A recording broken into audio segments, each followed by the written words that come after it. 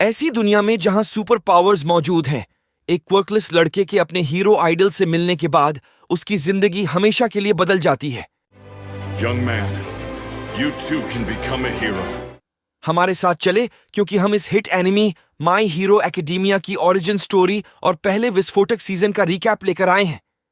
तो अब शुरू करते हैं प्लस अल्ट्रा।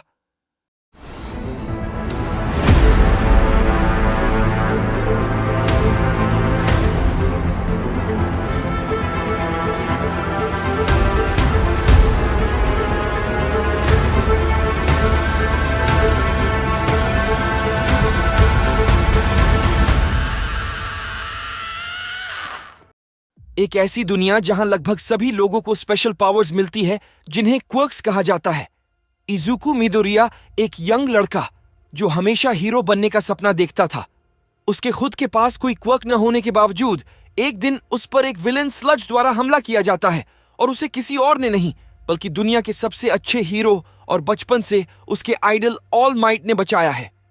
यह देखने के बाद कि इजुकु सुरक्षित है, ऑल माइट विलेन को पकड़कर ले जाने लगता है, लेकिन इजुकु उसका पैर पकड़ लेता है और उसके साथ उड़ जाता है। ऑल माइट के एक बिल्डिंग की छत पर उतरने के बाद इजुकु पूछता है कि क्या जिसके पास क्वर्क नहीं है वह भी उसके जैसा हीरो बन सकता है। इजुकु को पता चलता है कि ऑल माइट का असली रूप एक कमजोर पतले इंसान का है जिसे 5 साल पहले गंभीर चोट लगी थी, जिसकी वजह से वह दिन में 3 घंटे से ज्यादा समय तक अपनी पावर्स को यूज नहीं कर सकता है। ऑल माइट इजुकु से कहता है कि उसे हीरो बनना छोड़ देना चाहिए और ज्यादा रियलिस्टिक सपनों पर ध्यान देना चाहिए। निराश होकर इजुकु घर की ओर जाता है, लेकिन वह देखता है कि उसका क्लासमेट और धमकाने वाले कात्सुक बकुगो पर उसी स्लज विलेन ने हमला किया है जिसे ऑल माइट ने पकड़ लिया था, जो इजुकु द्वारा ऑल माइट के साथ जाने के बाद भाग गया था। जब वहां मौजूद कोई भी हीरो विलेन को नहीं रोक पाता, जिसे देखकर इजुकु एकदम से बकुगो की मदद करने के लिए दौड़ पड़ता है। स्लज विलेन ठीक हो जाता है और इजुकु पर हमला करने की कोशिश करता है, लेकिन ऑल माइट बकुगो को बचा लेता है। एक पावरफुल अटैक के साथ विलेन को नष्ट कर देता है। ऑल माइट फिर से इजुकु से मिलता है और बताता है कि वह हीरो बन सकता है, जिससे इजुकु के आंसू निकल जाते हैं। ऑल माइट इजुकु को अपने क्वर्क वन फॉर ऑल के बारे में बताता है, एक पवित्र मशाल जो अपनी ताकत को एक इंसान से दूसरे इंसान में ट्रांसफर करती है और हर बार गुजरने पर इसकी ताकत बढ़ जाती है। जबकि ऑल माइट का मानना है कि इजुकु उसके क्वर्क के लायक है और उसे यह देने के लिए उसे बहुत मुश्किल काम देता है। जहां ऑल माइट ने यह सुनिश्चित करने के लिए 10 महीने का ट्रेनिंग शेड्यूल तैयार किया कि इजुकु एक ऐसा वेसल बन सके जो इसे ले जा सके। 10 महीने की इंटेंस ट्रेनिंग के बाद इजुकु का शरीर इसे झेलने लायक हो गया है। ऑल माइट अब उसे वन फॉर ऑल के लिए एक अच्छा सक्सेसर मान रहा है। ऑल माइट इजुकु को अपने बालों का एक टुकड़ा खाने के लिए देता है ताकि वह अपने डीएनए के माध्यम से अपने क्वर्क को इजुकु में ट्रांसफर कर सके।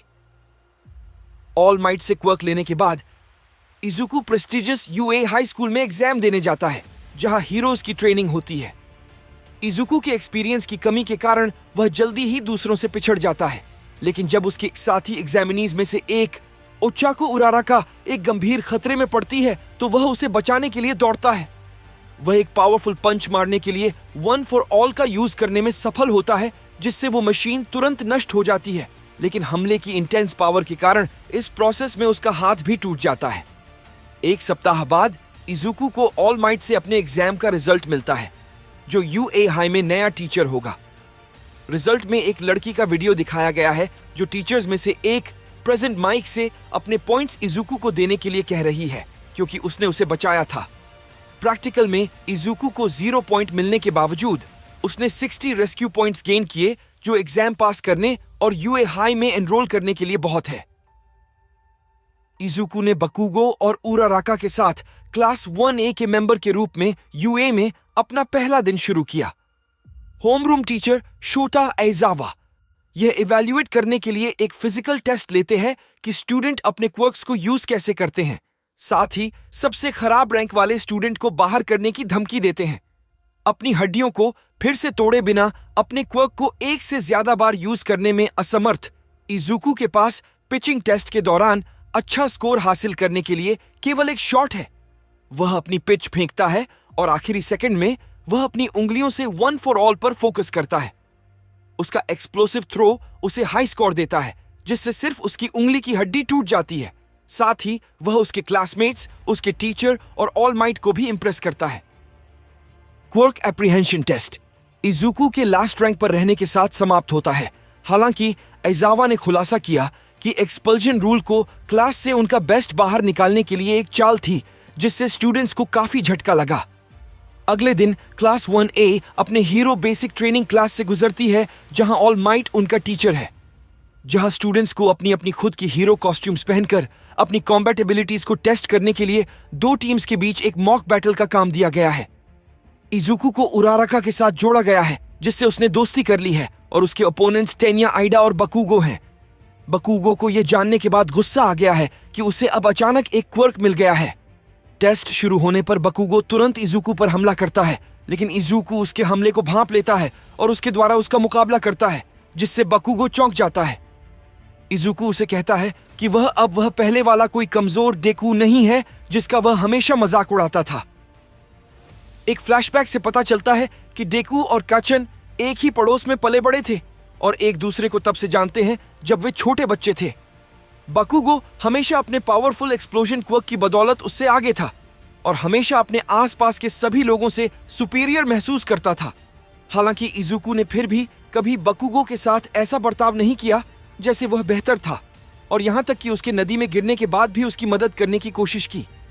बकुगो ने इसे केवल अपमान के रूप में लिया, जैसे कि इजुकू क्वर्कलेस होने के बावजूद उसे नीचा दिखा रहा हो। वही गुस्सा सालों बाद बैटल ट्रायल में भी फैल गया। इजुकू द्वारा बकुगो के खतरनाक हमलों का बमुश्किल सामना करने के साथ मॉक बैटल जारी है, जिससे उराराका को अकेले ही आइडा का सामना करना पड़ता है। बकुगो के खिलाफ जीतने में असमर्थ इजुकू अपने क्वर्क को यूज करके बकुगो के एक्सप्लोजन्स में से एक को काउंटर करके उस एरिया को नष्ट कर देता है जहां आइडा है, और उसे हिला देता है, जिससे उराराका बम पर कब्जा कर लेती है। जैसे ही इजुकू को ठीक करने के लिए नर्स के ऑफिस में ले जाया जाता है, बकुगो अपने बाकी क्लासमेट्स को बात करते हुए देखता है, जो यह देखकर डरने लग जाते हैं कि उनके कुछ साथी क्वर्क्स कितने स्ट्रांग हैं। अपनी इंजरीज से रिकवर करने के बाद इजुकू उसे खुश करने का प्रयास करता है, इस हद तक कि वह बकुगो के साथ अपने सीक्रेट के कुछ पार्ट को शेयर करता है। हालांकि बकुगो ने उस पर विश्वास करने से इनकार कर दिया और हार स्वीकार करके जवाब दिया। आगे बढ़ने से पहले उसने इजुकू को वार्निंग दी कि उसने अभी शुरुआत की है और वो फिर से नहीं हारेगा। ऑल माइट बकुगो से बात करने के लिए आता है, लेकिन बकुगो ने इनकार कर दिया और उसकी मदद के बिना नंबर 1 हीरो से आगे निकलने का वादा किया। इस बीच खबर आई कि ऑल माइट यूए में पढ़ा रहा है, जिस पर कुछ लोगों की नजर पड़ी हुई है। क्लास 1A के होमरूम क्लास के दौरान एजावा ने अनाउंसमेंट की कि क्लास को एक रिप्रेजेंटेटिव चुनने की जरूरत है, जिससे स्टूडेंट्स अपनी पहचान को और बढ़ा सकते हैं। वो ये देखकर चौंक जाते हैं कि इजुकू को पॉपुलैरिटी के बेसिस पर क्लास प्रेसिडेंट के रूप में चुना गया है, लेकिन जब वह और उसके दोस्त उसे इस पोजीशन के लिए आइडा को ज्यादा सही मानते हैं, तो वह अपनी पोजीशन छोड़ देता है। क्लास 1A को एक और फील्ड एक्सरसाइज दी गई है, जहां वे फेमस रेस्क्यू हीरो 13 से मिलते हैं। वह स्टूडेंट्स का स्वागत करती हैं और उन्हें अपनी facility USJ unforeseen simulation joint के बारे में बताती हैं। लेकिन एक्सरसाइजेस समझाने के तुरंत बाद लीग ऑफ विलेंस के नाम से जाने जाने वाले विलेंस की एक भीड़ अचानक एक ब्लैक पोर्टल के माध्यम से उनके सामने आ जाती है। वॉर्प विलेन कुरोगिरी स्टूडेंट्स को पूरी फैसिलिटी में अलग अलग करने के लिए अपनी पावर्स का यूज करता है, ताकि बाकी विलेंस ऑल माइट का अटेंशन अट्रैक्ट करके उसे एक ट्रैप में फंसा सकें। इजुकू अपने क्लासमेट्स त्सुयु असुई और मिनोरू मिनेता के साथ पानी के अंदर फंस गया और एक जहाज पर चारों तरफ से घिर जाता है। ज्यादा विलेंस होने के बावजूद वो तीनों विलेंस को हराने और वहां से भागने के लिए अपनी पावर्स को कंबाइन करते हैं। यूए में नर्स के ऑफिस में ऑल माइट 13 और एजावा से कांटेक्ट करने की कोशिश करता है, लेकिन कांटेक्ट नहीं कर पाता है। पहले से ही दिन के लिए अपनी 3 घंटे की लिमिट पार करने के बावजूद ऑल माइट ने हीरो के रूप में USJ जाने का प्लान बनाया। वही बाकी स्टूडेंट्स दुश्मन के जाल को तोड़ते हैं और आइडा को मदद के लिए बुलाने के लिए भेजते हैं। जैसे ही स्टूडेंट विलेंस की लीग के खिलाफ अपनी जिंदगी के लिए लड़ना जारी रखते हैं, दोनों टीचर्स सबसे स्ट्रॉन्ग विलेंस से हार जाते हैं। आइडा अंततः यूए से बैकअप बुलाने के लिए अपने दोस्तों की मदद से भागने में सफल हो जाता है, ये जानते हुए कि उसका ग्रुप रीइंफोर्समेंट से नहीं लड़ सकता। विलेन पीछे हटने का सोचते हैं। भागने की शुरुआत करने से पहले विलेन लीग के लीडर तोमूरा शिगाराकी ने पास के इजुकू, त्सुयु और मिनेता को मारने का प्रयास किया, लेकिन तभी ऑल माइट वहां आ जाता है। यूएसजे में ऑल माइट के आने के बाद शिगाराकी ने ऑल माइट के खिलाफ अपने सीक्रेट वेपन मल्टीक्वर्क मॉन्स्टर नोमियू को खड़ा किया, जो मॉन्स्टर के उसे नुकसान पहुंचाने के बाद मुश्किल में आ जाता है। लेकिन ऑल माइट नोमियू के शॉक एब्जॉर्प्शन और रिजेनरेशन क्वर्क्स पर कई रैपिड फुल पावर अटैक्स करता है, उसे फैसिलिटी के बाहर हवा में फेंक देता है और स्टूडेंट्स को चौंका देता है। उसने ये कहा कि विलेंस की लीग खत्म हो गई है, जिससे शिगाराकी काफी गुस्से में आ जाता है। हालांकि वह नोमियू को हराने में कामयाब रहा, ऑल माइट के पास कोई एनर्जी नहीं बची है और वह शिगाराकी के खिलाफ डिफेंसलेस है। लेकिन इजुकू हमला करने आगे आता है और तभी बाकी टीचर्स के आने से कुरोगिरी को भागने के लिए मजबूर होना पड़ता है। जैसे ही बचे हुए विलेंस को पकड़ लिया जाता है और स्टूडेंट्स को बचा लिया जाता है, ऑल माइट इजुकू को उसकी जान बचाने के लिए धन्यवाद देता है, लेकिन यह बताता है कि अपनी लिमिट से ज्यादा लड़ने से उसकी पावर लिमिट दिन में केवल 1 घंटे तक कम हो गई है। शिगाराकी अपने मालिक से बात करता है, जो ये कहता है कि हीरोज के खिलाफ उनकी लड़ाई अभी शुरू हुई है। बाद में रात में इजुकू के रिकवर करने और उसके घावों के इलाज के बाद उसे रिकवरी गर्ल के अस्पताल से छुट्टी दे दी जाती है। वह उराराका और आइडा को स्कूल के बाहर इंतजार करते हुए पाता है और उनके साथ चलता है। कहीं और छत पर खड़ा एक अनजान इंसान शहर को घूर रहा है।